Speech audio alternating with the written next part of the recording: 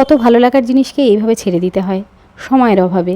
নমস্কার, আমি লিপি, চলে এলাম আর একটা লং ভিডিও নিয়ে। পুরো ভিডিওটা দেখো, আশা করি তোমাদের ভালো লাগবে। মঙ্গলবারের দিন বিকেলবেলায় দুই মেয়েকে রেডি করে নিয়ে আমি বেরিয়ে পড়েছি। একটা সংসারে যদি একজনই মহিলা থাকে তাহলে তাকে কিন্তু কোথাও বেরোতে হলে অনেক কাজ গুছিয়ে রেখে বেরোতে হয়। যদিও আমার হেল্পিং হ্যান্ড সবসময় থাকে, তারপরেও নিজের যে কাজগুলো সেগুলো করে রেখেই বেরোতে হয়। যেমন পুজো টুজো দিয়ে এলাম, তবুও ঘরটাকে ছড়িয়ে ছিটিয়ে রেখেলাম, কারণ ঘরটা গোছানোর আর সময় নেই। এই যে বেরিয়েছি, মনটা কিন্তু বেশ ভালো লাগছে। দেখেছো তো, কোথায় যাচ্ছি সেটাই বলা হলো না। যাচ্ছি আমার জায়ের বাড়িতে, বড় মেয়েকে নিয়ে গান শেখাতে।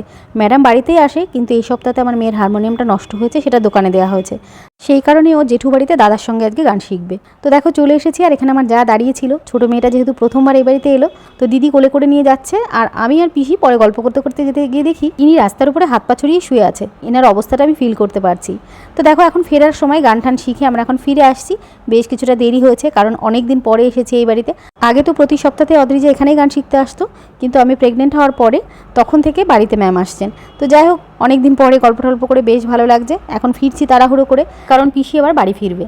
তো যাই হোক, যেটা তোমাদের বলছিলাম যে সময়ের অভাবে এই পছন্দের কাজটা, এই লং ভিডিও তৈরির কাজটা আমি এখন আর করতে পারি না, কারণ ভিডিওটা এডিট করতে বেশ কিছুটা সময় লাগে, বিশেষ করে ভয়েস ওভার করতে। আর ছোটো মেয়েকে কোলে নিয়ে ভয়েস তো দিতেই পারি না। এবার বলবে যে আমার বাড়িতে হেল্পিং হ্যান্ড আছে, তাও কেন সময় দিতে পারি না? কারণ যতই লোক থাকুক, একটা দুধের শিশু সবসময় মাকেই খোঁজে। বাড়িতে এসে হাত পা ধুয়ে আগে ঘরটাকে গুছিয়ে নিচ্ছি। ঘরটাকে যা অবস্থা করে রেখে গেছি সে তো আর বললাম না, যাওয়ার সময় একটু দেখাতে পারলে হতো। তো তাড়াহুড়ো করে বেরিয়ে গেছি, সেই সময় ভিডিওটাও করতে পারিনি। আর একটা জিনিস লক্ষ্য করেছো, এখানে একটা চটি রয়েছে উল্টে।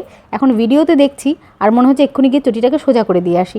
এই ব্যাপারটা কার কার মধ্যে হয়? চটি উল্টানো দেখলে বা এই ধরনের জিনিস দেখলে মনে হয় সঙ্গে সঙ্গে ঠিক করে দিই। এখন দেখো আমি ব্যাগ থেকে বিভিন্ন জিনিস বার করছি। ছোটো বাচ্চা নিয়ে বাইরে বেরোনো মানে তো কত জিনিস নিয়ে যাওয়া, আর আমার বড় মেয়ে গল্প শোনাচ্ছে। তো আজকের ভিডিওটা এখানেই শেষ করছি।